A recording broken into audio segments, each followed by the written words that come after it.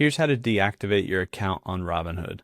Now there's one thing you probably want to do before this, which is delete all of your data.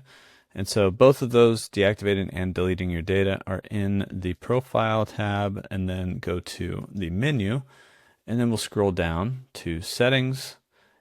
Before that, we'll go to Security and Privacy though. So inside of Security and Privacy, if we scroll down, we'll see Manage Your Data.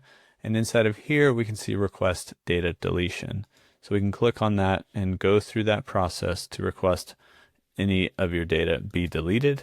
And then you can back out and go back to your Settings tab.